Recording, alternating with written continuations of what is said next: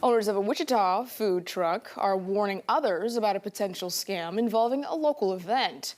The owner of El Gusto American Eatery says she was contacted about setting up at a vintage market scheduled for next week at the Wichita Sports Forum. She says the person claiming to organize the event asked her to fill out a vendor application and pay $150 per day to participate. I asked a couple questions. I asked what other food trucks were going to be there, and he actually told me he'd call me right back. He was going to check, and then he got back with me, and then he mentioned 2 local food trucks.